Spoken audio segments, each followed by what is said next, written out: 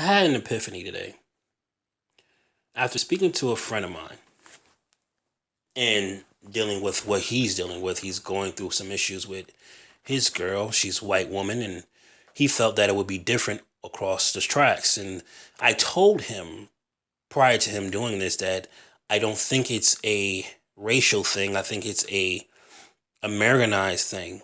And even though she may go about things differently and treat you differently or act a certain way or approach something way different from a black woman, I don't see her being any different other than the fact of her approach. And he said, no, she's not like that. And he's starting to realize that I might have been right. And he said something. He said, there's no saving these women, man. We just can't win. We can't win. And we might as well just, give it up because these women just not going to get it. And I've heard Patrice O'Neal say this a bunch of times. Can you get mad at a dog for barking? The answer is no. That's what they do.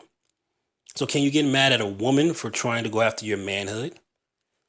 No, that's what they do. Even the oldest book the oldest book they claim is the Bible. I don't believe that any longer. But even in that book, it states that in Genesis, that the man will be the head and a woman will be after his crown. Now, a woman don't want the responsibility that comes with being the leader. However, she does want to control the leader, which is why women are constantly going after your manhood, constantly trying to challenge you, constantly trying to get you into some type of signed agreement where you will take care of her for the rest of her life, even if you don't want to be with her any longer. They call it marriage. I call it control. But I digress. The point is that after talking to him and listening to him trying to put the blame on women, I had to realize that you can't blame women for the turmoil that we are going through. What women are doing is they're following their father. They're following their true leader, their true husband. And it is not you or I. It's Big Daddy government. You see, if you gave me a place to stay, food, money in my pocket, lights, and heat, gave me a cell phone, and the ability to take care of my children, I will follow you too. These women have education that is given to them from the government.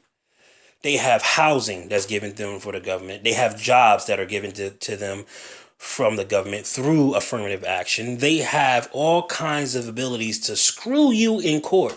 They get custody, child support, alimony, whatever they want, they can get it. They can get access to all kinds of assets that you didn't even think they can even touch. But they can do that because they have Big Daddy government protecting them. So is there any wonder why our women are treating us the way they're treating us? Of course they will. They're going to treat you the way they want to treat you because they cannot serve two masters. You see, you're their equal. Because the same shit that you can get, she can get plus more. And without lifting a fucking finger.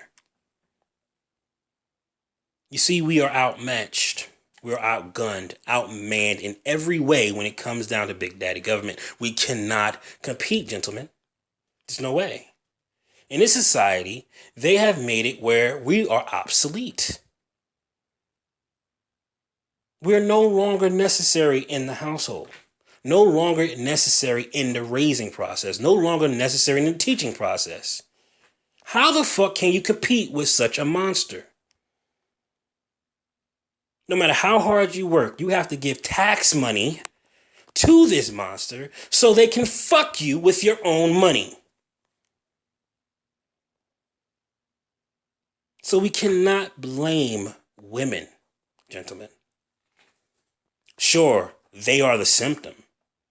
And yes, they are the tool that they use to keep us under their thumb. But can you really blame them? You see, a woman's going to do what they need to do to survive. They're going to follow their nature. As a honeybee fucks the queen bee and dies right after. Or the black widow spider eats the mate. Or the praying mantis, knowing she's going to devour him. Instinctively, they still go and do it. Fortunately for you or I, we have self-preservation.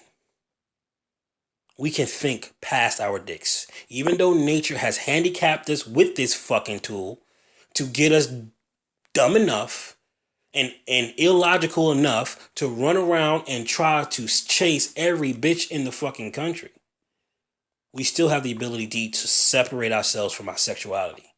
Even if it means we have to sustain from food and sexual endeavors just to get to that point where we can say no to our dicks and think logically about the situation. Is she really worth the time and effort? And the answer is usually no. But like I said before, it's not really her fault. She's just a symptom. So do you continue treating the symptom and ignore the cause? Or do you go after the cause and cure the symptom? Man to man.